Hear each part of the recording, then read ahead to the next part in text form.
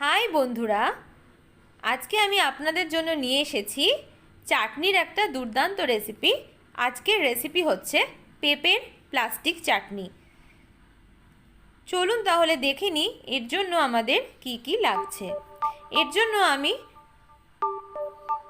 একটা মিডিয়াম সাইজের পেঁপেকে হাফ করে কেটে নিয়েছি, তারপরে সেগুলোকে ছোট ছোট আর সরু করে দেখুন কেটে নিয়েছি। একদম পাতলা পাতলা করে কিন্তু এগুলো কেটে নিতে হবে। তারপরে এটাকে আমি জল দিয়ে বসিয়ে দিয়েছি পেঁপেগুলো একটু নরম হওয়ার জন্য। জলের মধ্যে কোনো নুন বা অন্য কিছু আমি দিইনি, শুধুমাত্র জল দিয়ে এটা ফুটতে বসিয়ে দেওয়া হয়েছে। 10 মিনিট মতো এটা ফুটছে।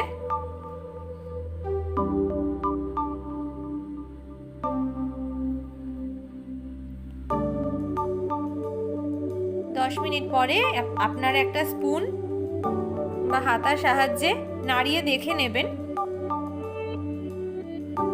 যে পেঁপেগুলো নরম হয়েছে কিনা।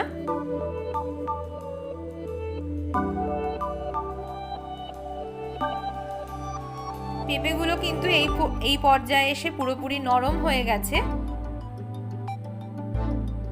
আর জলটাও কিন্তু অনেকটা কমে এসেছে।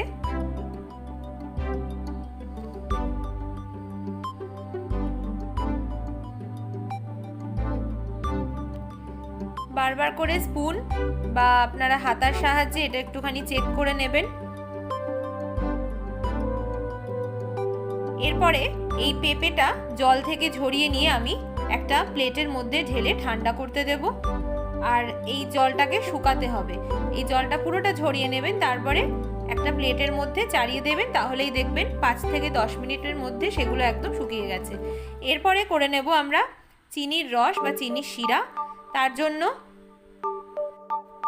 ছোট কাপের 1 কাপ জল নিয়ে নিয়েছি, তারপরে সেটা আমি বসিয়ে দিয়েছি, আর তার মধ্যে দিয়ে দিয়েছি চিনি 5 বড় টেবিল চামচ, আর দিয়েছি সামান্য নুন। এরপরে এটাকে একটু গাঢ় মিশ্রণ বানিয়ে নিতে হবে।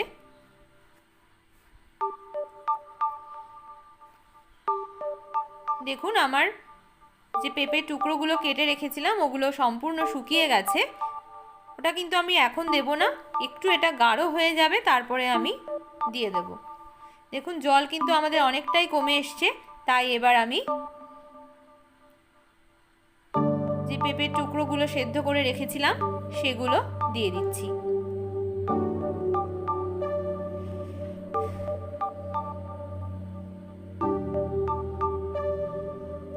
এইটাকে একেবারে কিন্তু জলটা পুরোপুরি শোকাবো না, সামান্য একটু জল থাকবে, সামান্য, আর বেশিরভাগটাই কিন্তু টেনে নেবে।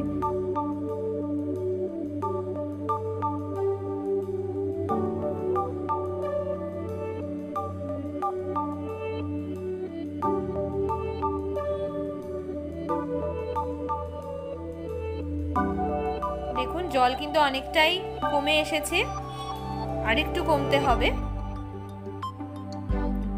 খুন্তির সাহায্যে কিন্তু বারবার একটু আপনাদের চেক করতে হবে।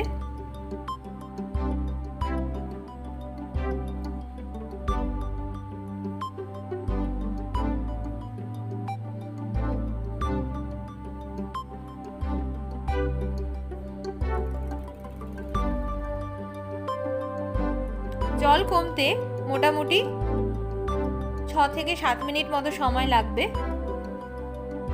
যদি মিডিয়াম ফ্লেমে আমরা করতে থাকি। আমার জল কমে গেছে, এরপরে আমি গ্যাসটাকে বন্ধ করে দিচ্ছি। তারপরে আমি এখানে ওপর থেকে দিয়ে দিচ্ছি একটা ছোট পাতিলেবুর রস।